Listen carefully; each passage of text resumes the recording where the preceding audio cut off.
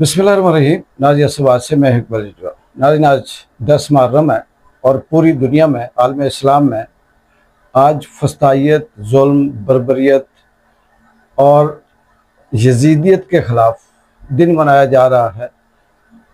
पूरे दुनिया के अंदर इस बात की याद ताज़ा की जा रही है कि करबला के अंदर जो इमाम हुसैन अलैहिस्सलाम के साथ जो यजीद ने जुल्म किया था, उसकी याद, उस जुल्म के ख़िलाफ़ आवाज़ उठाई जा रही है। लेकिन अगर सच्ची बात करें तो इसमें अगर हम देखें तो आज के दौर में, जिसमें हम एक तरफ यजीदियत के ख़िलाफ़ सरापा एहतजाज हैं और दूसरी तरफ मुल्क के चप्पे चप्पे के अंदर यजीदियत मौजूद है। किस चीज़ का नाम यजीद है? किस चीज़ का नाम जुल्म, बर्बरियत, फस्तायत है? क्या सिर्फ जो करबला के अंदर हुआ वो तो है ही है। वो तो इस्लाम जिंदा होता है हर करबला के बाद, और करबला ही वो वाक़या है जिसने इस्लाम को सरबुलंद किया। लेकिन अफसोस इस बात का है कि आज भी हमारा मुल्क उसी रास्ते पे चल रहा है और साथ साथ जो यजीदियत है उसके ख़िलाफ़ सरापा एहतजाज भी है। मेरे बहुत से दोस्तों ने कल की मेरी वीडियो पे कमेंट्स किए और उन्होंने ये कहा कि आप जाते जाते कहीं ना कहीं इमरान खान की बात करके ये साबित कर देते हो कि आप इमरान खान या टाइगर या इस तरह से उनसे ताल्लुक़ है। मैं अपने नाज़रीन से ये मुखातिब हूँ, बताना चाहता हूँ कि मेरा ताल्लुक़ पीटीआई से नहीं है। मैं सिर्फ इमरान खान के वो नज़रियात जो सॉवरेंटी, खुददारी, खुद मुख्तारी, करप्शन से पाक, बाहिम्मत, अपने मुल्क और अपने वतन के लिए जो जंग लड़ना है, जो हकीकी आज़ादी, जो रूल ऑफ लॉ, या इस तरह से वो बहुत सी चीज़ें हैं जो इससे पहले 70 साल में हमने नहीं देखी, न सुनी, न पढ़ी, और अब जाके समझ आई कि इस मुल्क के अंदर असल में है क्या। तो इसलिए मैं उनकी आवाज़, उनकी बात करता हूँ। और ये नहीं है कि वो बात करने से मतलब ये कि वो सियासी हो जाती है, वो बल्कि एग्जैक्ट जुड़ती है कि क्या हो रहा है। हम अगर अपने मुल्क की बात करें तो इससे बड़ा और क्या जुल्म है कि 7 दिन, आजकल अभी सोशल मीडिया आपने देखा होगा, भरा हुआ होगा, एक डेड बॉडी पिम्स के अंदर रखी गई और पर डे 1 लाख रुपया उसका चार्ज किया जाता रहा। वो शख्स जो भी था, डेड बॉडी, वो हलाक हो चुका था। वर्षा को सिर्फ ये बहाना देकर वेंटिलेटर पर रखा गया कि ये जिंदा है, सांसें ले रहा है, और 7 दिन के बाद जब वो बॉडी एग्जॉस्ट कर गई, मतलब जब उसे स्मेल आने लगी, तो उन्होंने कहा ये डेथ हो गई। इससे इस मुल्क के अंदर कोई लॉ है, कोई रूल है, कोई कानून है? दूसरी तरफ महारानी की बात करें तो उसने 2700 से ज़ायद जो इदारे हैं, जिसमें स्कूल हैं, हॉस्पिटल हैं, कॉलेज हैं, अब ये कह सकते हैं कि लैट्रीन भी हैं, बाथरूम भी हैं, दीगर चीज़ें भी हैं, उनमें अपनी तस्वीरें लगा दी। और आज के दिन सुने कि वो जो स्लीबे और जो पानी जिसमें दिया जा रहा था वहाँ पे भी अपनी तस्वीरें लगाई। क्या इससे बड़ी कोई खुद पसंदी हो सकती है? इससे बड़ी कोई चापलूसी, कोई ज़हनी गिरावट हो सकती है कि हर जगह पे अपना वो थोप देना? इससे मुझे वो कहानी याद आ जाती है। पहले बड़े अदब एहतराम से कहानी को करते थे। मैं डायरेक्ट बताऊं कि वो कहते हैं कि एक शख्स था, वो जूते बनाता था, और जब वो जूते बनाता था तो कहीं इसी तरह से महारानी की तरह बस कोई इस्टेब्लिशमेंट, कोई किस्मत, कोई एयर फेयर, कोई फार्म 47 या किसी न किसी तरह से 26वीं आईनी तरमीम के ज़रिए वो जो जूते बनाने वाला था वो वज़ीर आज़म बन गया। जब वो वज़ीर आज़म बन गया तो उसकी ज़िंदगी में जो उसकी ख्वाहिश थी, उसने ये कर दिया कि अपने तमाम पूरे मुल्क में ये हुक्म कर दिया, हुक्म सादर कर दिया, ऑर्डर कर दिया कि अब ये सिक्के नहीं चलेंगे, अब चमड़े के सिक्के चलेंगे। और पूरे मुल्क में उसने सिक्के चमड़े के नाफिज कर दिए, क्योंकि ज़ाहिर उसकी मोहब्बत, उसका जो पैशन था, उसकी जो बात थी, वो जूते बनाना था, चमड़े से थी, तो उसने चमड़े के नोट या चमड़े के सिक्के जारी, करेंसी जारी कर दी। मरियम के हक में, मतलब इसके बस में हो, या ये जो मौजूदा इस रजीम चेंज का जो टोला है इनके बस में हो, तो शायद के मैं अब क्या बात करूं कि तस्वीर तो है हटाना कोई मामूली सी बात है कायदे आज़म की, ये पता नहीं क्या से क्या लगा कर वहाँ पे अपने सिक्के जारी कर दें या अपनी करेंसी जारी कर दें। फिर बताएं कि क्या, क्यों ना कहा जाए? क्या ये कानून है? क्या कोई रूल है? क्या ये कोई पॉलिसी है या कि कोई उसूल है? अब बात यहीं नहीं रुकती। मैं कल भी बात कर रहा था कि बात माइंडसेट की है। बात ये नहीं कि इमरान खान, पीटीआई, पाकिस्तान, फलाना फलाना, बात माइंडसेट की। और माइंडसेट क्या है?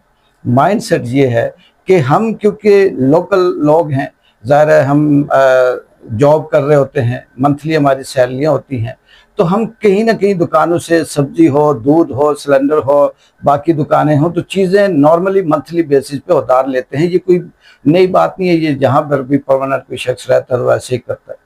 तो बहुत अरसे से मैं एक सब्जी वाले से सब्जी लेता, मतलब मुख्तलिफ चीज़ें लेता रहता हूँ। लेकिन हैरत की बात है कि कई सालों से एक सब्जी वाले से सब्जी लेता रहा और मैं चुप करके लेता, मंथली उसे पैसे दे देता।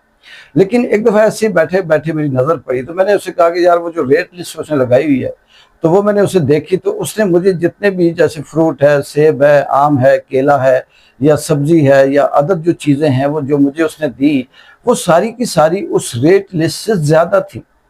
मैंने ऐसे हज़रन मजाक से कहा, मैंने कहा यार ये क्या करते हो, यहाँ पे आप हर एक चीज़ में 10-10 रुपए, 8-8 रुपए, 15-15 रुपए हर एक चीज़ में आप ज़्यादा लेते हो, तो ये क्यों लेते हो? या तो ये लिस्ट ना लगाओ या फिर उस कीमत पे दो जो आपने लिस्ट लगाई हुई है। उसने मुझसे बहस की, ये वो ऐसे वैसे, पेटी है, ये है, इतने में आता है, इतने में। खैर मैंने उससे कहा, मैंने कहा यार मेरा सवाल ये नहीं है, मेरा सवाल ये है कि इस वक्त जो आपकी इस सब्जी की दुकान पे जो चीज़ें मौजूद हैं, जो फ्रूट मौजूद है, जो फल मौजूद है, क्या वो इस रेट लिस्ट के मुताबिक है? उसने कहा जी है। फिर मैंने कहा ये कीमत क्यों ज़्यादा लगे? वो ऐसे हो गया, वैसे हो गया। 2-4 दिन गुजरे तो उसने मुझे साफ कहा जी कि मैं आपको उधार नहीं देता। अब मैं उसे क्या बहस करता, बात करता, उसने कहा नहीं जी बस देता ही नहीं, बस नहीं देता।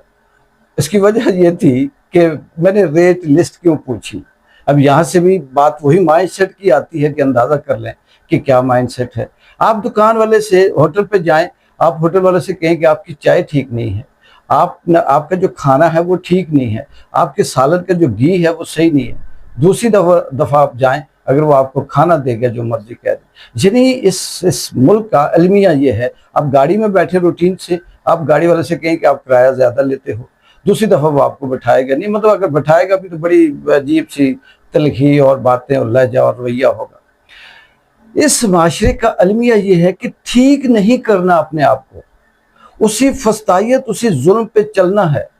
और करना क्या है? अगले के साथ ताल्लुक ख़त्म कर देना है। ताकतवर जैसे जैसे ताकत ऊपर जाती है, आप किसी DC, AC, commissioner, SP, SHO, DC इनके पास जाएं, आप शिकायत करें कि गोश्त ठीक नहीं है, सब्जी ठीक नहीं है, फलां ठीक नहीं है। वो वक्ती तो आपको तसल्ली दे देंगे, अच्छा ऐसा कुछ करते हैं। उसके बाद फिर वो बाकायदा जिस तरह से वो एक्शन करेंगे, उस एक्शन के बाद ऐसे पता चलेगा कि आपका वो नाटका भी बंद हो गया, और फिर उनको भी मौका मिल जाता है, वो भी बदते लगते हैं। तो कहने का मतलब ये है मेरा नाज़रीन कि इस माशरे के अंदर ये यजीदियत का जो जुल्म है वो तो ठीक है, मनाया जाता है, होना भी चाहिए। और यही खैर और शर की बात है कि हमेशा हक की तरफ कम लोग रहे हैं, और जो बर्बरियत रही, जुल्म रहा, जाबर रहा, उसके हाँ बेशुमार लोग थे, क्योंकि उसके पास ताकत होती है, डंडा होता है, और गन पॉइंट पे वो किसी से बयान लेता है, किसी से हल्फ लेता है, किसी कुछ करके वो कर लेता है। लेकिन बात यह है कि वो लोग जो एक वक्त में यजीदियत के खिलाफ हैं, एक वक्त में जुल्म जबर की खिलाफ आवाज़ उठाते हैं, और जब अपनी बारी आती है तो फिर उसी यजीद की जगह पे जाकर खड़े हो जाते हैं। तो इस मुल्क का ये अलमिया, ये जो है, क्या ये ख़त्म हो पाएगा? ये जिस तरह से मुल्क इस वक्त एक शख्स के एक डंडे पे चल रहा है, क्योंकि यहाँ पे ना अदालत है, ना कानून है, ना जज है, ना ब्यूरोक्रेसी है, ना मीडिया है, ना कोई सुनने वाला है। यहाँ बिल जमा करवाने जाओ तो बूढ़ों को घसीटा जाता है, यहाँ बताने जाओ कि मेरे साथ ये जुल्म हो रहा है, तो वो जुल्म जिसके पास आप जाओगे वो उससे कई गुना ज़्यादा और जुल्म करके आपको भेजेगा। यहाँ किसी के साथ फरियाद करने जाओ, वो आपको मज़ीद तबाही करके भेजेगा। आप किसी को कहो कि मैं इस वक्त इस मुश्किल में हूँ, मुझे आपकी मदद चाहिए, वो आपको मज़ीद लुट कर वापस भेजेगा। तो क्यों?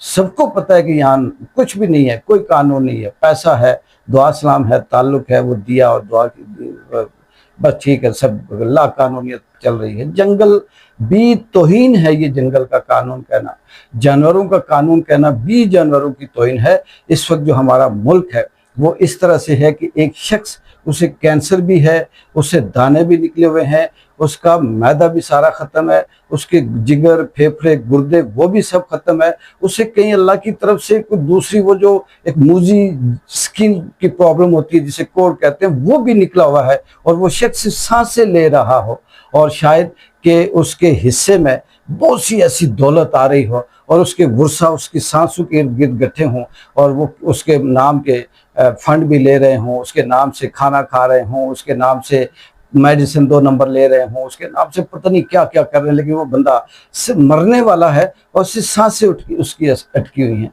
पाकिस्तान का सेम वही हाल है। लेकिन अफसोस कि जैसे जैसे आए रोज कोई ना कोई ऐसा एक्ट सामने आता है कि ये जो ताकतवर हल्के हैं, मुक़्तदर हल्के हैं, एस्टेब्लिशमेंट है, इसके सोच में रत्ती भर भी फर्क नहीं आता, क्योंकि ये मुसलसल उस जुल्म के ऊपर जुल्म के ऊपर जुल्म करके ये कोशिश करने की कोशिश कर रहे हैं कि किसी तरह से हम डोमिनेट रहें और हमारा ही सिक्का जमा रहे।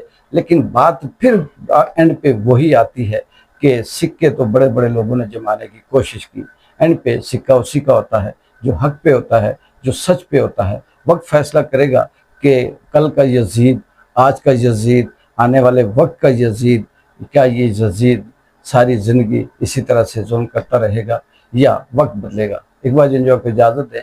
अल्लाह हाफिज़।